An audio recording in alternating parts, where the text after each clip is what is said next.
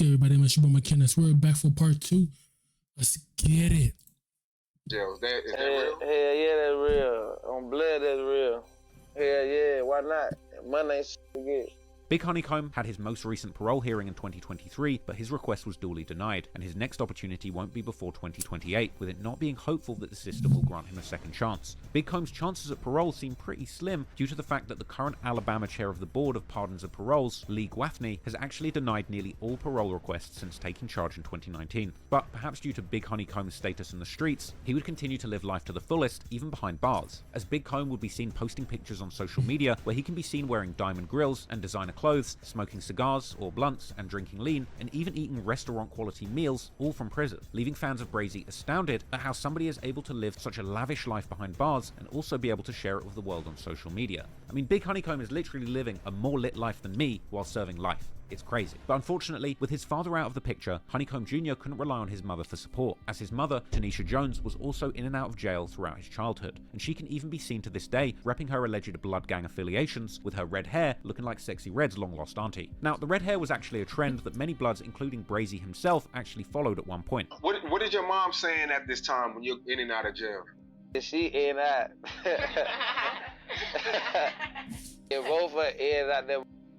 You can't say that. But the thing is, Brazy's gang ties in the family go much deeper than just his parents. Even Brazy's uncle, known as Gator Q, is allegedly another highly respected blood gang member, and at one point, Gator and Big Comb would even share a jail cell together where they could be seen together on videos that were posted to social media, where Big Comb films them doing their daily activities, like working. So you're telling me that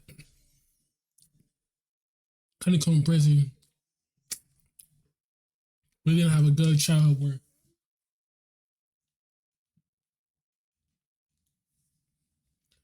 Honeycomb Brazy didn't even have a child where he can grow up and like, be different from his peoples, you know what I'm saying? He just growing into that, you know what I'm saying? We gotta do a better job. We can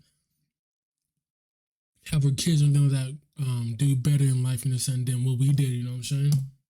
Working out, with Gator showing his impeccable fit and what seems to be an enormous battle scar in the middle of his stomach. Get that money, man.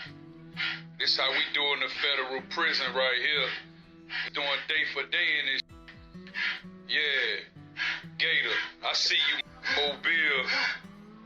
Yeah. Uh-huh. Yes, sir. Nice. Uh-huh. Do that, motherfucker. What? 250. Yes, sir. Ain't bad with this. Yes, sir. Yes, sir. Uh-huh. Going back down. Yes, sir.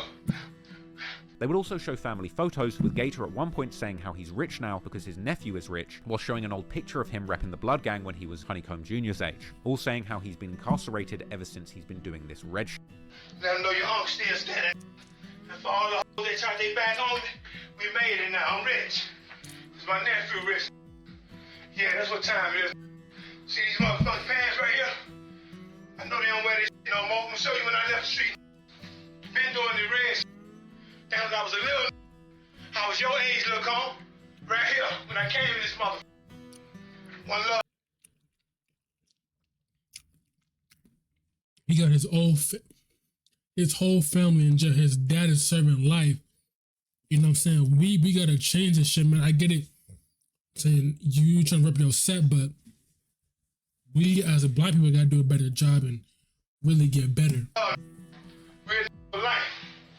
At the end of 2020, Gator would post on his Twitter that he would finally be freed in 2021. But anyway, given the fact that Honeycomb Jr.'s parents were heavily involved in the streets, in and out of jail throughout his childhood, he would wind up being mostly raised by his grandparents from his mother's side of the family. And understandably, Brazy's family life and the gangbanging influence from those he looked up to as a child had a huge lasting impression on him, making him seemingly determined to continue the family's infamous legacy in the streets himself. But unfortunately for Honeycomb Brazy, the extent of his family's activities in the streets meant that he would be growing up in a volatile environment surrounded by firearms and danger, and he would barely be a teenager when he would ultimately find himself squeezing a trigger and changing his life trajectory drastically, beginning a spiral of violence and notoriety that would seemingly follow him for the rest of his life.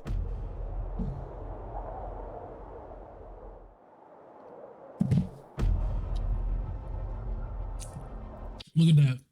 He had a cursed childhood. That is crazy. You know what I'm saying? That's really crazy if we really think about it, yo.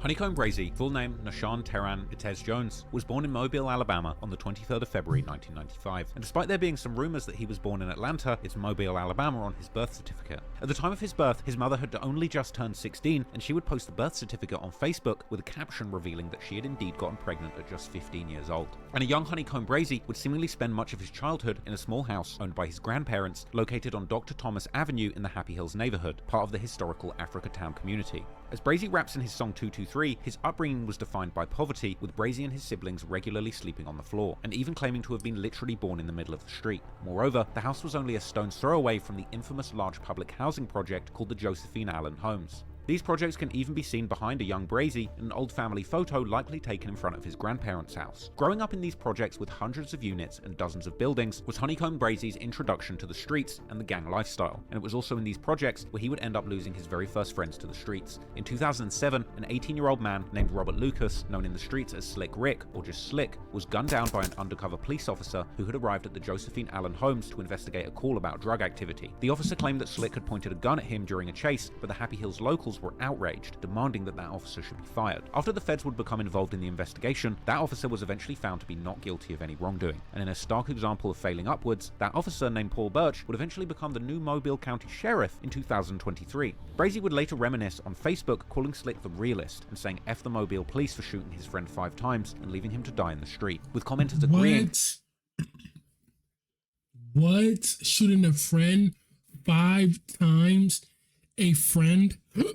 That's crazy. And dissing Paul Birch for the killing. Eventually, in 2011, the city of Mobile decided to close down and demolish the Josephine Allen Homes. However, that demolition would not take place until almost a decade later in 2020. And in June of 2011, when the projects were still inhabited, an intern from the Mobile Youth Survey would keep a blog on her summer job surveying young people in Mobile and discussing the environment around the Josephine Allen Homes projects, with these blog posts including long passages all about the shocking amount of gun violence that was witnessed in this area. And at the end of her week in the Happy Hills community, she would actually conclude by writing about the feeling of hopelessness that the youth in this neighborhood were feeling, fearful of them being consumed by the gang life like their older family members had been too. Being raised in such an environment by a family with deep ties to the streets, it didn't take long for a young Honeycomb Brazy to also get involved in the life of crime, and at just age 10, he would get his first major run-in with the law. Brazy and his friends would break into a store to go and ride go-karts and vandalize the place, with these wild childhood activities landing Brazy in trouble with the law very early in his life. Brazy later explained in an interview that he's been on probation ever since this incident, and he wouldn't even make it to high school as a result.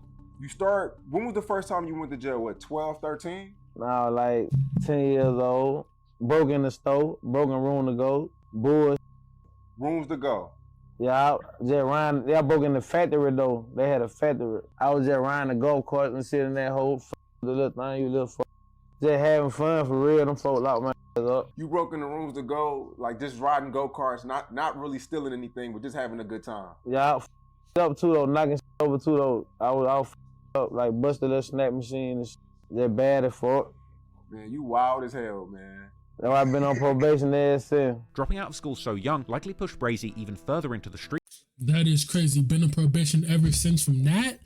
Is insane work for real. Life, and with his parents constantly being in trouble with the law too, he was left with only his grandparents to try and guide him. In a freestyle on Facebook Live, Brazy would rap about these times, apologizing to his grandmother for dropping out of school, where he rapped, "I did this for you, grandmama, and I know you mad I ain't make it through school, grandmama, and I'm mad I ain't make it through too." Unfortunately, for his young son, in 2008, Brazy's father, Big Comb, would catch the case that would take him out of the streets for good. But according to Honeycomb Jr., this wouldn't necessarily stop his street activities, as Big Comb would allegedly appoint trusted members on the outside to tend to his business whilst he was behind the wall. One of these trusted enforcers was Brazy's cousin. Around this time, Honeycomb Brazy was also sometimes living with his aunties and their families from both his mother's and his father's sides, finally giving him a chance to be part of a more normal family dynamic. But unfortunately, this wouldn't last long, because soon after his father had gone to prison for good, he would allegedly send a barely teenage Honeycomb Brazy on a dangerous mission that would almost end up destroying his life and the life of his cousin too. But like I would stay on my mama though. I stay with my Aunt Tony, you know. But that shooting my Aunt Nisha house sometime, but I end up shooting her son. That was my cousin, so they all type of shit going on. Whoa, wait. You shot your cousin? Yeah, yeah. Like on accident? Nah, like on purpose. After catching serious They're doing that, then people in the background is laughing about that shit. It's crazy, man. Charges still from behind Wow. bars, Big Comb would allegedly keep doing business in the streets, overseeing the operation that would be run on a street level by his closest confidants, one of them being Brazy's cousin, whose mother's house Honeycomb Jr. was sometimes living in. Unfortunately, Big Honeycomb would eventually notice that some money had come up missing, leading him to believe that someone within his operation must have been stealing from the pot, with Big Comb's suspicions falling on his nephew, Brazy's cousin. Was it like a family, or like was it an argument? Like, can you take us through that situation? Nah, that was like him and my dad, some shit with him and my dad, you know. He had got down, some money came up missing. I'm just gonna say that. Some money came up missing there with my dad. You know, he was locked up. You know, they gave him life and shit, so I was tripping already. When he rent that to me, you know, I had with the whoop. Big Honeycomb seemingly wanted his 13-year-old son, Honeycomb Jr., to go and handle this dispute over the drug debt with his own cousin, who he was at least sometimes living with. That cousin and Brazy's aunt lived in Plateau, another one of the older Africatown communities located across an interstate that runs through them. And so, on the instruction of his father Big Comb, a 13-year-old Honeycomb Brazy and his friends from the Happy Hills would make their way to Plateau, where he would end up confronting his cousin, shooting him, leaving him seriously injured and ultimately paralyzed. I was like 13 years old. Like, Pop been gone there since I was like 12 for real when he left. But I was 13 years old when I took the hit for him. And you know the streets know about that I ended up paralyzing my cousin. About that right there. You know, paralyzed my own cousin. Took a hit from my pop. 13 years old, I took a hit from my pops, man. On dick, on blood, man. That's how I ended up going to prison when I was 15 years old. Y'all want to know the story? Wait till my dad to get on here and tell y'all. That's how I went to prison when I was 15 years old. Man, I took a hit from my pops, man. That's crazy. On blood, I took a hit from my dad. That's crazy for real. Shooting your own cousin because your pops said some money shit. Damn, man, this shit's really crazy. Y'all man. never Really did no crazy. shit like that. You 13 years old, your daddy hit you up here in jail. Man, they trying to give me life, man. They trying to give me life. They whoop. Get a rent off, whoop. He wet. Man, for real, man, yeah, man. I'm telling you, man, you know, man, little one, man, little one. I'm 13 years old. Did I go spin like the way? After shooting his cousin, Brazy obviously couldn't just return back home to either his grandparents' or auntie's cribs, and to make matters even worse, the family from his dad's side were now furious with him, with his own grandmother hoping for his death. Yeah, my grandma mad. My grandma told me on dead. Then my dad and mama. I'm like, what up? I hit them when they blow my phone. I'm like, what's up, Granny? You gonna die with them. You gonna die with them. Then my grandma telling me, oh, blood, you gonna die with them, man. Cause I had some happy hair with me when I did it. You feel me? But like they ain't shooting nothing like that. They ain't have no gun. But they was there right there when it happened. You know, my cousin from Plateau. I'm from Happy Hill. That's right across the street from each other. You know, so we did it. We shot back to Happy Hill. When I did it, you know, I did it in front of everybody though. You know, Pop said run it. So you know, you gotta do it. You know, just do it. You know, it's done. You know, I really does it. So, with the police and his own family after him, Honeycomb Brazy would have to lay low, and at only age 13, he went on the run, actually managing to stay hidden for several months, until he was eventually found and charged at just age 14, leading to a 3-year sentence at the Strickland Youth Center. Now, I get locked up when I'm 14. I'll be right back, yo. Give me a second. I will be right back. On the run, they caught me when I was like 14. I got out when I was goddamn turning 17. I was like 16 when I got out. And I was turning 17. However, Brazy, many years on from this incident, would actually show remorse for his actions, later revealing that he doesn't have anything against his cousin and that he would have handled things completely differently today. I was young then though. Like right now, I don't know if I still do that again. Cause I still fuck with Buzz. It was just a misunderstanding, but you know, I would have thought better about it. But I was young. Then my dad was telling me to run it. So you know, dad was telling me to run it. You know, finna run it. You know how that go. So I read that bit though. And Brazy's also talked about this incident in his music. For example, in the song Gucci Flow,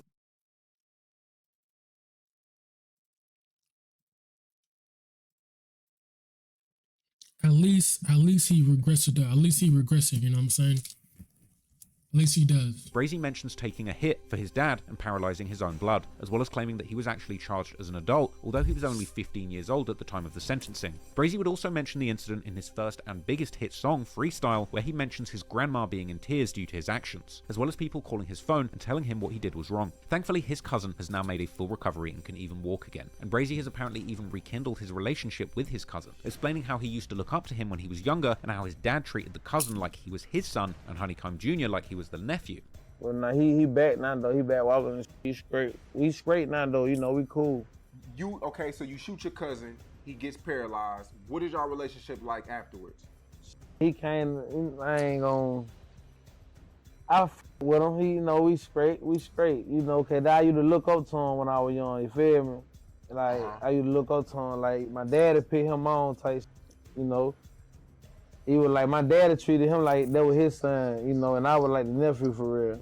Before reaching the age of 17, Honeycomb Brazy had already experienced a long bit in jail and several years on probation, and at this point he was clearly desensitized to violence and completely unafraid of prison, with this setting a dangerous precedent in his life for the years that followed. And after returning home to the Happy Hills neighborhood with his grandparents Tony and Sheila Lewis, Brazy would continue his reckless lifestyle, catching yet another very serious case soon after this.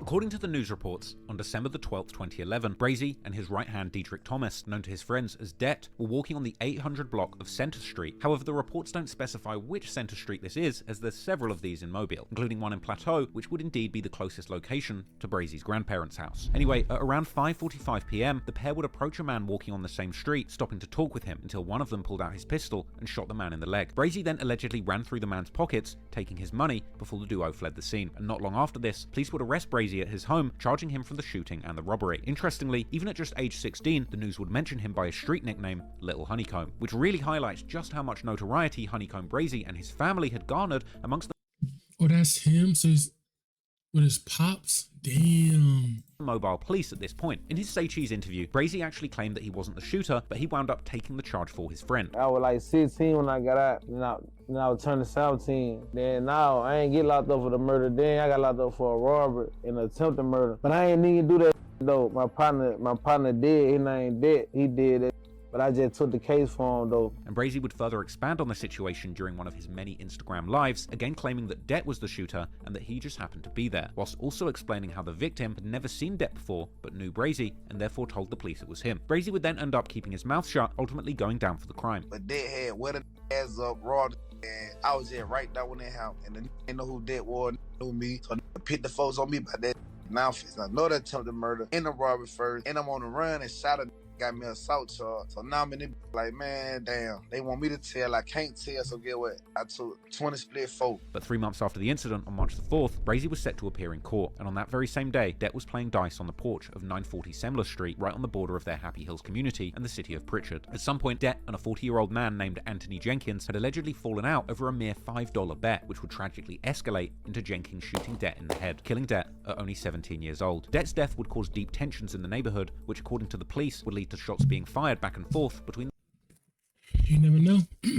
That's probably what got him into the streets, really, was because of his friend probably passing away. You never really know. Families of Det and Jenkins, even requiring police to protect Det's funeral. Now, Jenkins had a track record of criminal behavior, such as robbery, but shockingly, after he surrendered to the police on the 8th of April 2012, he would soon get out on bail with bond set at a mere $50,000 on this serious charge of murder. There was also seemingly no rush on a trial date, as Jenkins was able to walk the streets freely for another 2 years until he was caught for yet another crime, this time possession of the so-called synthetic cannabis called Spice. However, even after that, he was still reportedly given a new bond again months before his trial finally began in 2015. And the news would also report that Jenkins, who was facing life in prison, had actually been offered a plea deal of a 20-year sentence if he pled guilty to a lesser charge of manslaughter, but he would reject this deal, opting to take things to trial in the face of a possible life sentence. And this would seemingly end up working greatly in his favor. Now, I haven't been able to find any concrete evidence of the outcome of that trial, but based on social media activity, it appears that today Jenkins is still a free man working an honest living. And even more shockingly, in December 2023, when Honeycomb Brazy was facing his latest run-in with law enforcement, despite being the person who had killed his best friend, Jenkins would post this on his Facebook, commenting that he didn't wish death or jail on anybody, as well as directly stating, "Free the young'un, Lil Comb, Brazy." But regardless of the alleged killer ultimately paying homage to Honeycomb Brazy, Brazy would later reflect on losing his close friend during an Instagram live, clearly hurt by the fact that he was unable to be there for him, as well as likely being haunted by the fact that if Det had been charged with the robbery that they did together, he might still be alive this day. Soon I took the deal, Det get killed. That's why I long live Det forever. Like LD long live Det. Soon I take the case for Det, he get whacked the same day. Soon I go to court, he get killed the same day I take the case.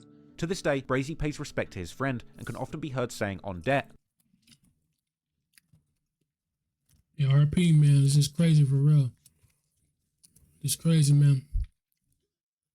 Really crazy, man, you know what I'm saying? writing LLD for Long Live Det on social media. Brazy has also mentioned Det in numerous songs, like his Jail Freestyle, a remix of Future's Perky's Callin', where Brazy raps how he can hear Det calling instead. While serving his time, Honeycomb Brazy would actually say that once he was free, he would dedicate himself to rapping in Det's memory. And he would seemingly also begin to mention a new crew or set that he would be carrying on Det's legacy under, naming his crew RN4L, meaning Real N-Word for Life. Around the time of Brazy's imprisonment, he and his friends would begin to rep the RN4L moniker, and besides Brazy, this crew would seemingly include original people close to Brazy, many of whom were also incarcerated, such as Duke Gotti, or Dugotti, another aspiring rapper at the time, who was also seemingly serving a sentence despite his young age, with videos of him rapping in jail surrounded by goons circulating online. Since then, RN4L has grown into a rather large set, as can be seen in social media posts, where Brazy can be seen proudly showing off his crew, who have the RN4L letters tatted on their necks, arms, and even faces, all while they can be seen toting heavy weaponry such as automatic rifles and FN pistols.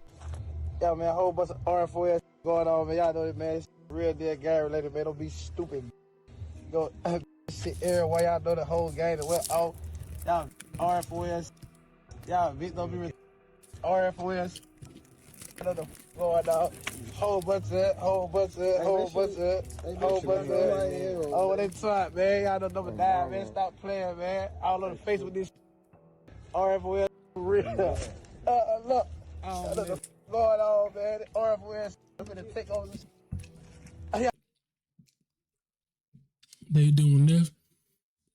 I'm sure not. If they go to jail, nobody's gonna give a fuck if they go to jail or not. So it is, the streets do not love you at all. I know this for real, man. We stepping on. Yeah.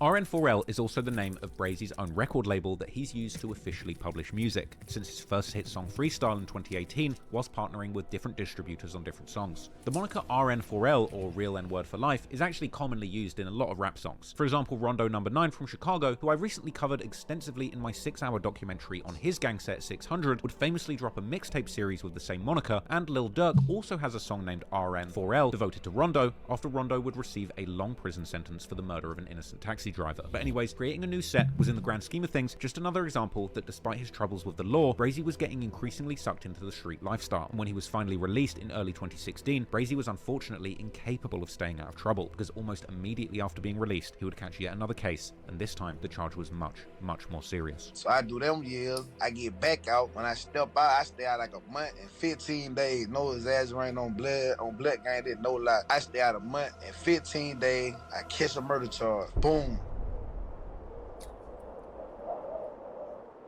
Wow.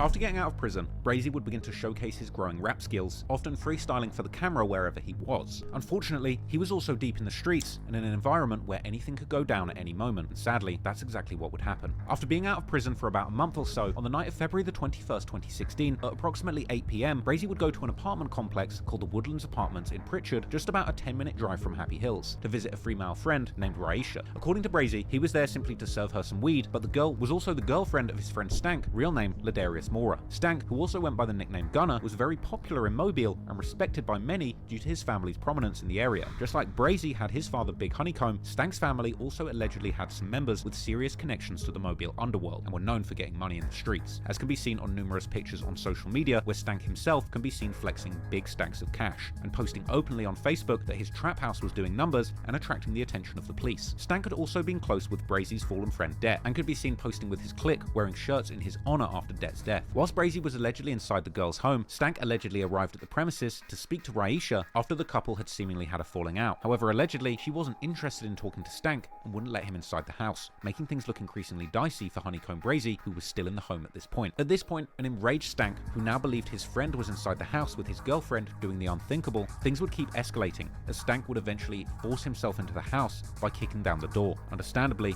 an enraged Stank at this point had a hard time believing that Brazy was just there to sell her some weed, and the two would get into a fight, and it was at this point that Brazy would up his gun, shooting Stank and killing him. Unfortunately, Stank didn't only leave. What?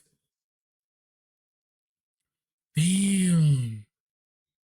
The whole time the friend thought he was trying to probably fuck his girl and shit. The whole time he was there to sell weed. But sometimes you gotta protect your own life, man. You know, it is what it is, but sometimes you gotta protect your own life.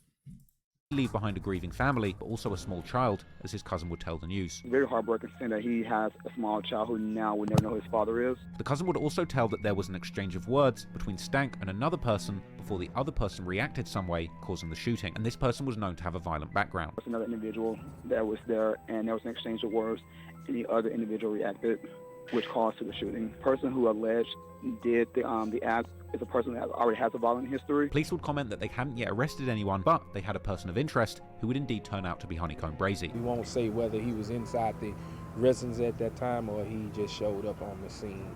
But we do have a person of interest at this time. Now, Brazy's talked about this case on numerous occasions and would even at one point record a jail freestyle called True Story, which was later made into a real song, where he talks about this incident at length, essentially doing King Von's crazy story concept before Von even did it, rapping in the song about how he went to sell Raisha a pack and ended up kicking it with her having a smoke when Stank turned up, elaborating that he grabbed his gun when he heard banging at the door and at the same time got a phone call from a friend who was actually close with Stank, with Brazy telling the friend that nothing had been happening between them, but Brazy would go on to claim that when Stank kicked the door, he slipped his handgun safety off and prayed that Stank didn't break through, with Brazy ultimately concluding that despite growing up with Stank, he wouldn't allow him to kill him over a girl, and Brazy felt he ultimately had to kill Stank in self-defense. Ultimately, Brazy would indeed end up beating the charges for Stank's murder, as he was found by the authorities to have indeed acted in self-defense, with Brazy even explaining during a live how he's still cool with some of Stank's brothers, whilst others want him dead. I didn't look, man, I didn't kill brothers in real life, like locked up for murder, killing your brother, and still his brother's brothers. You see what I'm saying? Like, this real life, this is my, I still with the brothers I killed. Like, we still hang around each other. And you think they other brother don't even like me, he want to do something to me. But you think I be wrong the brothers who I killed, like, they got the same dad, everybody sit something on and I run with them. You think they'll be wrong with me if I'm fake? Like, now you killed our brother, we still with you. I'm really a real nigga, bro. I'm really like that. I'm telling you, I'm really silent. Like, I'm really silent in real life, bro. Like, real. But then also, it was in self-defense. So, you know what I'm saying? It was in self-defense. You know what I'm saying? It was in self-defense. Like, you know what I'm saying? That's an argument. Of course, you still have the right to protect yourself. Now, this ain't no wrong word for lie. This in black and white. I caught this murder case. This in black and white. You feel me? Kick the door in on me. And I had to handle my business. And I had got self-defense for it. I got self-defense for this. And, you know, they what their war started about. They what all this really struck up about their war. They had grandma and granddaddy dead, but all this started like, yeah. He would also speak about the matter in his first interview after getting released in 2023, saying that he loved Stank and he would take it all back if he could. Yeah, my partner, I love my partner. He just tripped that day, you feel me? It ain't nothing like that. You know, if I could take it back, I'd take it back. But you know how I get. Ain't down by no film. I ain't never been one no kind. So you ain't even hit, you were just selling her, you know what I'm saying? You were just in the house type shit. Yeah, about grandma, granddad ain't never on my dead little brother Myron, never you feel me? Really solid. It's just that how that happened. However, despite feeling bad about the incident and ultimately getting away with it without legal consequences, this incident would set into motion a host of tragic events that would forever change Brazy's life. Because after the investigation deemed Brazy as the person of interest in the killing of Stank, he would choose not to fight the charges, but do what he's been doing since he caught his first charge at 13, go on the run. And 3 days after the death of Stank, Brazy's good friend Duke posted a video on his Facebook where Brazy can be seen commenting on what had happened, telling Duke not to trust women before saying, "I can't let no jam me up," and leaving the car. They'll do it in time, but I can't let no jam me up though, bro. I can't go for it. If I go for it, I mean, it ain't right, bro. And if they do get me, gonna be some real already. In the comments of the video, Duke and another friend can also be seen discussing what had happened, both seemingly being understanding to Brazy despite having also been friends with Stank. However, not everyone would be as understanding, because also in the comments of the video would be one of Stank's brothers, who was clearly not interested in lending any sympathy to Brazy, saying F him. Indeed, this time Brazy wouldn't just have the police after him, but also Stank's family, particularly one person from his father's side, Stank's uncle, Darren D.D. Southall, who was known in the streets of Mobile as the kingpin of one of Alabama's biggest drug trafficking organizations. And while Brazy and D.D. had seemingly been on good terms in the past, the death of Stank would ignite a deadly war between the two that would ultimately end up unleashing a wave of violence all across Alabama. Darren D.D. Southall is not your ordinary Mobile gangster. This is no small-time drug dealer, because at his height, he allegedly ran a massive empire worth tens of millions of dollars, transporting thousands of kilograms of Class A dope to smaller distributors across the Gulf Coast. And according to law enforcement, Southall's drug empire was active at least from 2016 until early 2021, when he and his organization were finally busted. And during the investigation into Southall and his co-conspirators, law enforcement would intercept a call between Southall and his supplier in Texas, where he would claim to distribute 100 kilos of cocaine every single month. With deliveries landing as regular as clockwork, this was a reliable drug line. That's real crazy though, you know what I'm saying? All the time we trying to protect stuff, but the family don't care because that's their blood and all that. All the time he really just trying to protect himself, you know what I'm saying? Believed to be netting $3 million in cash per month, with investigators seizing approximately $2.2 million in cash during one bust. After getting arrested and indicted, D.D. Southall would eventually agree to a plea agreement that made him accountable for 4,000 kilos of cocaine, 24 kilos of heroin, and 2 kilos of fentanyl, totaling to about $24 million in drug proceeds. However, Southall's journey to the top of the dope game hadn't been the most typical. In fact, it was believed that he climbed to the top of the drug economy in Mobile largely by snitching on all of his competition, with these snitching allegations on D.D. Southall going back decades to at least the late 90s and early 2000s, essentially almost as far back as his criminal record. Southall has a long criminal history dating back to the 1990s. Several charges stemmed from possession of cocaine. Southall is also accused of being a drug ringleader in a multi-state, multi-million-dollar drug organization. For example, in 2003, Southall was part of a case against a fellow drug dealer, Leroy Jackson, who was also the owner of a Mobile-based record label, Gorilla Records, with artists like C. Nile, who was also affiliated with the legendary Screwed Up clique from Houston, Texas. During the trial, Southall testified that he had been buying crack from Jackson 2 or 3 times a week from 1999 until 2001, when Jackson went to prison. In 2013, in another case against a dirty cop named Edmund Burke, Southall would allegedly knowingly help arrange a deal between Burke and his cousin and an undercover cop, which would lead to Burke's arrest and conviction. In one flabbergasting video, a now older Southall can be seen proudly proclaiming that I ain't on no police anymore, I ain't got nobody left to roll on, I got the city in a chokehold, essentially admitting that he snitched so much that he has no more competition left in the city. I ain't on the police. I ain't got nobody to roll on. I got the city in a chokehold. This video would be posted. Tell me he snitched? Damn, he snitched for real, yo. It's crazy. On Instagram by the rapper and undisputed Jug King of Atlanta, Young Scooter, who himself seemed dumbfounded by this admission, writing the caption, "This is what the street's coming to. The streets are on life support." He said he got the whole city of Mobile. Brazy, who at this time was beginning to pick up steam as a rapper, would comment on the video using a lyric from his song Gucci Flow, where he disses Southall by saying, "How the biggest rat in the city got some bricks on my head." This was a dangerous rival, and it would mean that Brazy would need to look out for both violence and snitching from the very same op. Indeed, while Southall had seemingly gotten to the top of the dope game by snitching on his competition with the help of Mobile police, he was no stranger to using violence to get his way too, and in 2012 he was actually charged with an attempted murder after he allegedly shot a man in a restaurant after a fight had broken out. This incident occurred at the Cozy Brown's Kitchen in Pritchard, Alabama, a mere 3 minutes drive from the Woodlands apartments, where Brazy actually ended up killing Stank. Now, Southall was after Brazy, and he would do everything in his power to get his revenge. However, if Brazy's enemies wanted him, they would have to get there before the authorities did.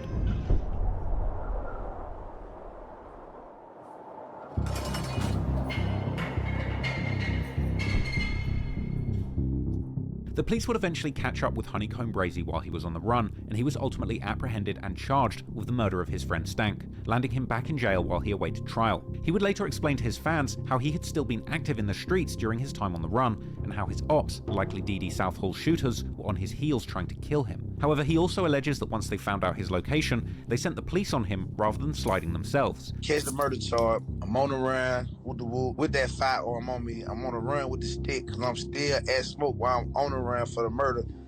Still out here trying to kill me. We still spinning. I'm still spinning while I'm on the run for a murder. End up getting locked up. These find out where I'm at. They put the law on me instead of coming to spin. They put the law on my house. Caught me in theater. Locked me up then. Boom. However, at this point, Brazy was used to jail, and he would seemingly live relatively good behind bars.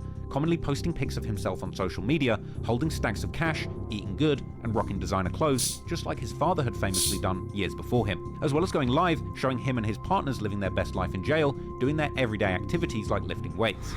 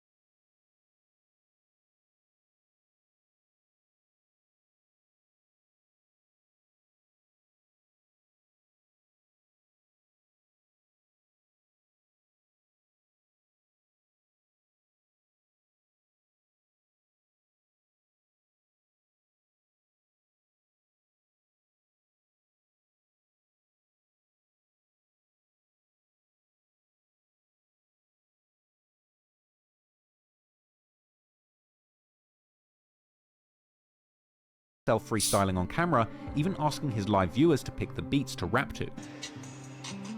Man, bro, anybody just pick a beat, bro, on everything. Anybody on live right now, just send a beat. All up in the shower, cause on Honeycomb Jr., I got power. Pull up in that front truck, you hear that? Bang! Get back. As well as sometimes rapping deeper lyrics about his life that he had written down. No one down wanna see me up. If you black gang, beat me up. Clutching hard cause I'm paranoid. How it happened? Bow, what are you wishing for? Run up in the house, make that get out. I tell I'm coming right back. I'm coming right back with this shit. Now it's gotta happen. This gotta happen. Quick going through it, so I do that for him too. You know what I'm saying? They real. It real like that. We dying about that. I'm just like my dad, and you just like your daddy too, and you know he a rap. Well, I don't listen to rapper because they tellin' lie. Well, I don't listen to rapper because they tellin' lie. When we were lurking for real, we used to sleep outside. And we were lurking for real, we used to sleep outside. Yeah. Hey, this is a little song though, this Honeycomb Jr. Oh, I really do it though. Brazy could even be seen rapping the lyrics to his song Freestyle that would later turn out to be his breakthrough hit.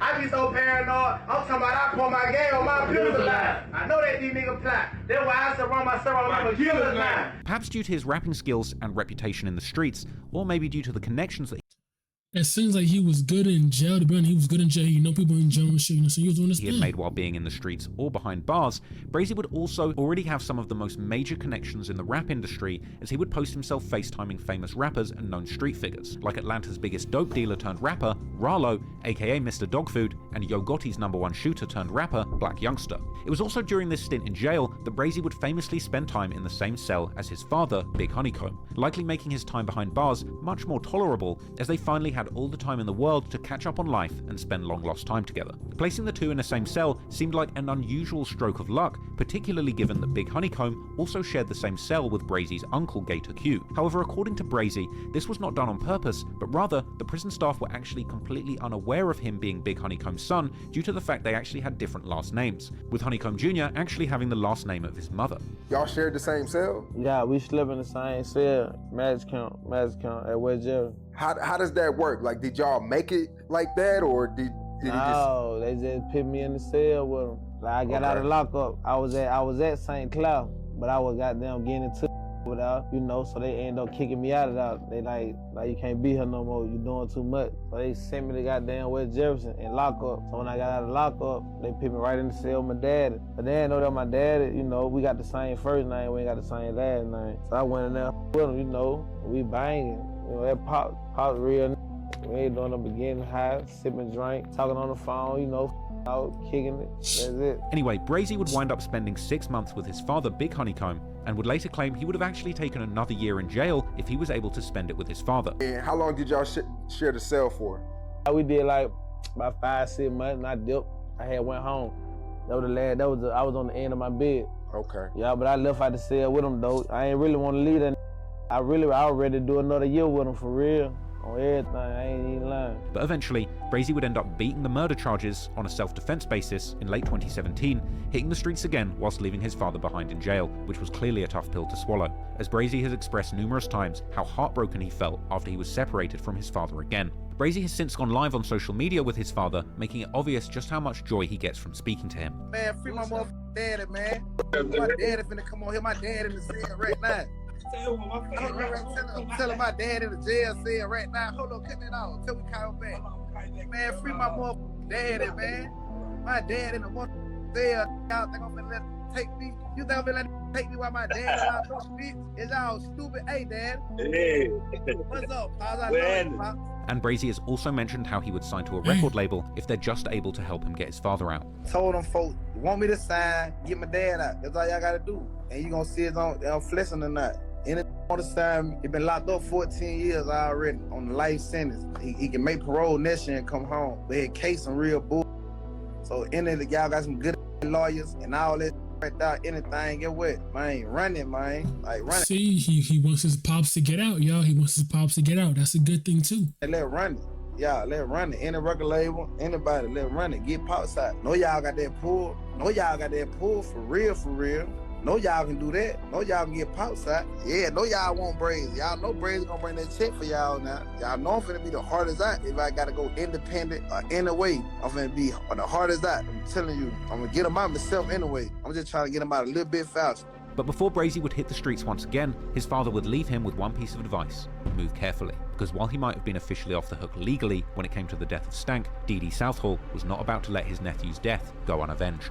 I got money on my head. Like that when I had the murder, that when I'm finna get out for it. You know, I had to do like 2 years. So I'm finna get out on that right there. He telling me like, well, you get out there, you gotta walk light. You know, you goddamn trying to get you out the way now. Like, well, I ain't trying to goddamn get that phone call. For real, can't let them do me like that while I'm doing life.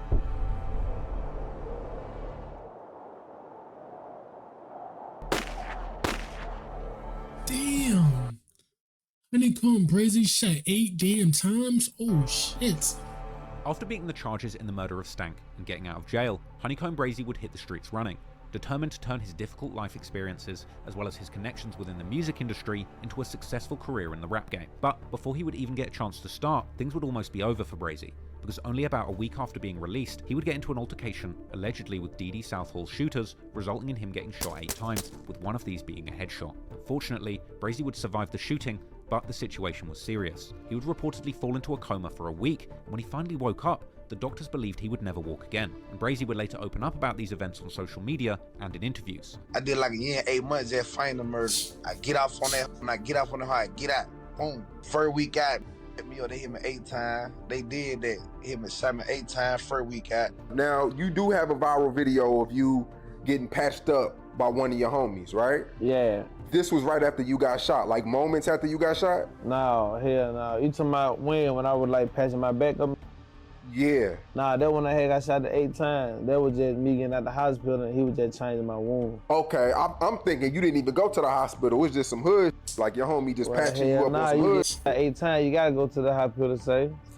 Okay. Say he got shot 8 times, he ain't go to the hospital, he still living that life.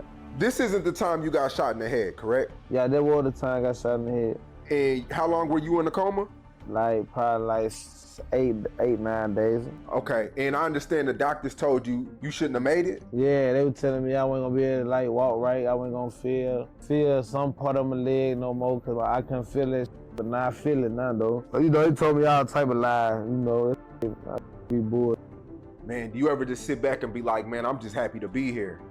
They're probably telling that because sometimes it do happen where, you know what I'm saying, sometimes it do be like that, you know what I'm saying? But he's good in the sense he not paralyzed, he good. Yeah, all the time. Every time I get high, pop a perk, goddamn, thinking like that. Brazy would also later post a picture of himself when he was in a coma to his Instagram, together with lyrics from his 2020 song The Truth, Gucci Flow, reciting the famous line, "The biggest rat in my city got some bricks on my head," clearly insinuating that he considered Southall to be responsible for the attack. He would also mention the shooting in the song Camelback, where he raps, "They shot me 8 times, cause you made a deal, you set me up, almost got me killed." insinuating that he might have gotten ambushed or backdoored during the incident. After Brazy woke up from his coma and was in the recovery stages, he would leave Mobile and go to Atlanta to stay with none other than Rallo and his fam-goon partners. Now, those of you who have seen my video about Rallo might remember that this would have been around the time when Rallo's massive drug operation was actually at its peak. In fact, this was only a few months before Rallo was finally arrested and raided by the feds. But one of the fam-goon members close to Brazy was a rapper named Doonkie Wild, who has even served time with Brazy, as can be seen from the cover photo that he posted together with their song called No Hook in 2020. In fact, at one point when they were locked up together, Brazy would apparently even receive an extra year in jail for allegedly stabbing a man who had stolen Doonkie's phone, as he would later explain during his Say Cheese interview. You got an extra year in jail because of that. Oh no, see that what you talking about? That was behind Duke Wild. That was behind Duke Wild. That what you talking about? That last time I was locked up, I had got an extra year behind that. Yeah, some had took his phone and stabbed him, you know, took his store and sent him to the hospital. All type of shit was going on with him. And you know, I went off, I stabbed some up about him. Yeah, that when I got an extra year. Yeah. In December 2017, Doonkie would post a short vlog showing him picking up Brazy from the hospital after his coma. A video would also be posted online showing Doonkie rebandaging Brazy's wounds and showing off the severity of the attack, as well as how close these two clearly were at this time. A clip from this video was also featured in the music video for Brazy's famous song, Under Pressure, after he raps the line, "They tried to do me like 50 Cent, they hit the car with a high 8, 3 to the back, 1 to the head, you know we don't count below the waist." Still, even months after the shooting, Brazy would do a 30-minute live on Facebook where he would desperately attempt to squeeze out a bullet from his leg that still remained there since the shooting, and even offering any viewers with expertise in bullet removal $1,000 if they could help him. Yeah, I pay a mother. Right now, I'm talking about what a want. I got 1,000. Hospital charge more than that. Man, I got 500. Anybody know how to move that right now? I got 500, bro. No lie. Somebody come get that. Anybody know how to get this bitch? Man, I got 500. Oh God. They pull up, get this out me, dog. My mama get this out me, dog. Got 1,000. Brazy's original plan was to stay in Atlanta and record music with Rallo and the fam-goons, but, as he would later explain, vengeance was playing heavy on his mind, and even in the safety of Atlanta, far away from the dangers of Mobile, Brazy wanted to get back to Alabama to stand on business. So he would return to Mobile with one goal in mind: get back. I shoot to the A with Rallo now. And what I did, I shoot to the A, boom. I'm talking about fam going. I'm talking about this before the deal, all the extra. I shoot to the A, fam going now. In Pakistan, I'm ducked out right now. That's where I'm chilling at. I just left that before the feds hit that. I put the bin in now. I just left that whole like, no, I'm finna dip. Cause I wasn't feeling right. On my first week out, I just shot me 8 times, hit me all in the head. So I'm like, no, I can't rap right now. I'm like, I gotta go spin. I can't rap. Like, when I try to get in the studio, I can't even rap. I couldn't do a bar because I'm like, no, these stepped on me. Like, I can't rap. I'm out here rapping, these folks stepping. No, we finna go step back. And after returning to Mobile, Brazy would allegedly slide every single night, sometimes even multiple times per night, looking to catch the people who shot him. However, Brazy's enemies, who thought that he wasn't even in the city, would mistakenly retaliate against the wrong people, resulting in someone's grandmother's house being shot up, an eerie sense of foreshadowing considering what would happen some years later to Brazy's grandparents. I'm spending like real talk on my soul. I'm spending every night I came down there. And them know that I spent like 4 times one night. And I knew they know of me because I posted a picture the next day to let them know of me. They thought I wasn't even in Mobile. They just had everybody getting shot at, getting shot up, spending this, spending that. This on dead gray, on blood. I ain't doing no line. Spending every day that whole night. They think it's some more spending, so they go hit that some more. Like, boy, it real beef in the city now, blood, like, boy, it's smoke now. So you'll never know. If you got beef and bit on you, you don't know who got you, you feel me? So we spinning. They go hit that some more, but they end up shooting grandma's house up. So when they shot grandma's house up, I'm like, nah, I'm finna let these know I'm down here. I'm finna let these know I did it, but I ain't finna tell on myself and be like, whoa, I did this and did that. But I'm finna post that little picture in Mobile, in my project where I'm from, Happy Hill. I'm finna post that picture in Happy Hill and let these know I'm in the city. I'm out there coma. They thought I was dead. I'm back. So y'all post the picture. So now they know, oh, that coma Mobile. So he did that. Yeah, he did that. But the only reason I post the picture because they shot a grandma's house up. I don't even know that.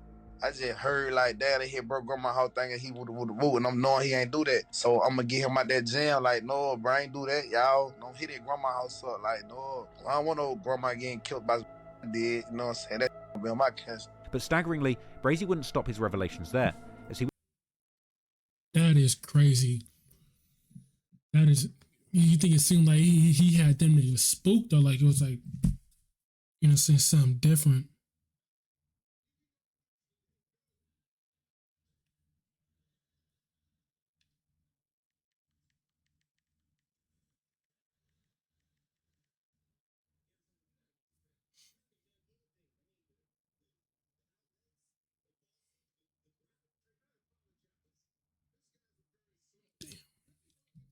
He would say that in the end, he got the last laugh because the ops have dead friends who are never coming back.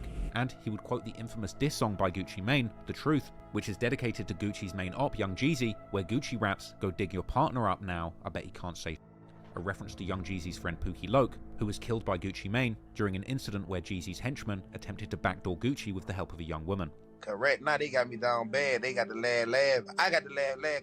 Dead. You feel me? You got dead. Ain't never coming back. Like Gucci said, dig your partner. Man, he can't say. Yeah, this for real on that. So I wasn't tripping about that part. Like I done did everything but died on my soul. Did everything but died. Like real talk. So I don't be giving the like shit. Like shot me in the head, shot me 3 times in the back. All that shit. Like you know what I'm saying? I ain't stunned. I don't give a f. I know God got me. A few months after getting shot, Brazy would also post a cryptic message saying that his family had switched up on him and that he would face whatever came his way alone. Now, you can really get an idea of where Brazy's head was at during this time by reading an exchange between Brazy and the brother of Stank in May 2018, where Brazy would post about a situation that resembled very closely what happened between him and Stank, saying, "If you got someone you like and you get into an argument with guns around, you should walk away rather than kill your friends." To which Stank's brother would reply, attempting to press Brazy, saying, "You stepped on my brother and never explained, but what's understood doesn't need an explanation." But Brazy, seemingly not concerned even the slightest, would directly taunt the brother back, telling him to suck his D and explain that. But eventually, Brazy would seemingly get tired of sliding, ultimately getting motivated to take rapping seriously as he continued to drop videos of himself freestyling on social media.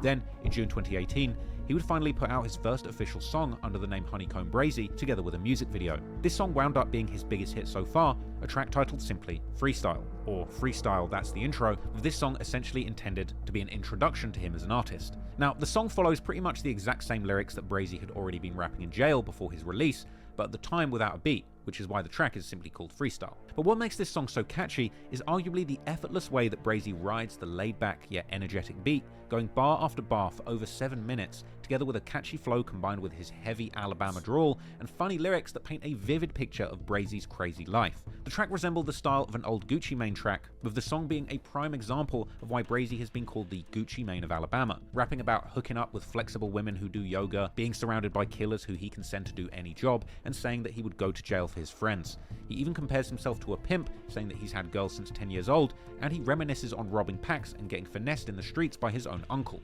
Given all of the trauma that Brazy has experienced during his young life, the song also gives a more serious insight into Brazy's state of mind, like when he mentions being so paranoid that he pumps gas with his pistol drawn and only surrounds himself with killers. Brazy would later open up about the process of making the song To Say Cheese, saying how he knew that this track would blow up. Now, your first ever music video, right, is at 22 million views on YouTube. Yeah. You don't ever see that happen. Like that is like unheard of. Yeah. Speak on that. Like you're in the studio, you're recording this record. Are you knowing that this is the record, or you just doing you? Nah, I'm knowing that's it for real. Like Ben had that like, and I was at a mass camp with Jefferson. That when I was locked up in the cell. My daddy, you know, me and my daddy, we slept in the same cell. You feel me? So it was like we was in that. You just running to me like, man, Lil, you gotta rap me out there. You got it. Like you gotta rap me out this. Like get out there and do it. So I used to just, I really did this for my daddy. You know, my like Big Dude, Bird, you know, Joel, you know, my main man, you know, like them. So I really drove it. Big Aunt, I got in my ear real telling me to run it. So I hopped on that tight time. He would also explain how shooting the music video in Mobile had felt risky for him, noting how he had his head on a swivel the entire time shooting it, which can indeed even be seen in the video with Brazy's gaze often momentarily panning past the camera, just checking out what's going on in the background. My grump had goddamn like really paid for the video. So you do a music video and then you still gotta look, check because you know if niggas really gonna spin or not that's probably traumatizing for real, man. Video, he was like, man, you gotta go and do this. So I was like, man, I ain't trying to shoot no video on Mobile, man, you know I got smoke. He like, man, that them finna do it. So, my grunt paid for the video and it just put up. We just shot that like right then and now, cause I already had dropped the song that got shot up. And we just rent that like straight out the top, like whatever happened, everything on that real, when nothing made up, it like rented. I'm watching it around the whole video though. I'm really paranoid. Like I'm watching everything. I'm thinking it's about to go down for real. Around the time of dropping Freestyle, Brazy was also seemingly close with other up-and-coming rappers from Mobile, like No Cap, who he would later post a pic with a few weeks later. Unfortunately, Brazy was still taking a huge risk just staying in Mobile, and already the next month in early July, he would apparently get shot again, this time in the leg, with Brazy posting a video of himself laying on the couch with a new bandage around his ankle, whilst he would casually freestyle about how he kept getting shot. I do this out the head, niggas shot me all up in my leg, but before that, they hit me up in my back and up in my head, but instead, I'm still living and these want me dead. In the comments, someone would ask Brazy why his leg was taped up with electrical tape, to which Brazy would reply, saying that the shooting had just happened 15 minutes ago. Later that day, he would do another post, now having a full cast on his left leg, together with a message taunting his ops, who had once again failed to take him out. And the next day, he would once again post a cryptic message where he would accuse his own family of setting him up, saying it's going to be somebody around him who gets him killed, and that he's at war with both the ops and the cops, and claiming not to respect the older OGs in his city. Then, the next month, things would just keep getting worse, as Brazy would post how someone had shot up his mother's house, as well as hitting his brother and his cousin, with Brazy saying that all of this had been done for a big rat, clearly insinuating that Southall shooters had once again done another hit. Clearly a lot was happening behind the scenes in Brazy's life, and his beef in the streets was seemingly... You see, if they can't get you, they'll get the people around you. Also affecting his connection in the Mobile rap scene, as the next day, Brazy would post how he couldn't work with certain local rappers anymore due to their connections to Southall and his crew, mocking them for running with rats and respecting the police. And then, already the next day, Brazy was seemingly locked up once again, likely on a probation violation, as he would post how he would have to serve another 90 days. Unfortunately, this 90 days would ultimately turn into over a year, perhaps due to the incident involving Famgoon member Dookie Wild. Oh no, see that what you talking about, that was behind Dookie Wild, that was behind Dookie Wild. That what you talking about, that last time I was locked up, I had got an extra year behind that. Yeah, some had took his phone and stabbed him, took his store and sent him to the hospital, all type of shit going on with him. And I went off, I stabbed up about him, yeah, that when I got an extra year. Yeah. But ultimately, nothing could stop the motion that Brazy's debut freestyle was picking up, and eventually, rap fans everywhere would get to know the artist named Honeycomb Brazy, and the wild and dangerous story behind his music career.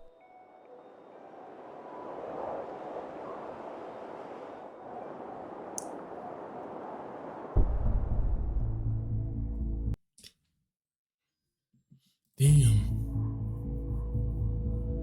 Getting locked up would once again put Honeycomb Brazy's life and career on hold, and between September 2018 and September 2019, Brazy would only drop one new song on his own YouTube channel, when in November 2018 he put out his second track, the aptly named Freestyle Part 2, which was released together with a music video that was seemingly filmed before he had gotten locked up. The song follows the proven formula of the Freestyle Part 1, with no chorus, but simply Brazy spitting straight bars for about 7 minutes. The song wouldn't quite reach the hype of Freestyle Part 1, but the music video to Part 2 stands today at over 7 million views. And at this point, Brazy clearly had a formula of going viral off his street stories between spells inside. On the last day of 2018, Brazy would reflect on his life from behind bars, writing how being in jail once again had shown him who his real friends were, and those who were around him just for the opportunity of getting some clout. That was followed by major news the next day, as Brazy would announce that he had been in touch with none other than Jay Prince, the legendary music executive and owner of Rap-A-Lot Records from Houston, Texas. Brazy was apparently planning on signing with Rap-A-Lot when he got back out in the streets. Jay Prince Jr., the son of the music mogul, would also post himself on Instagram listening to Brazy's big hit Freestyle, and the two would even FaceTime together while Brazy was locked up.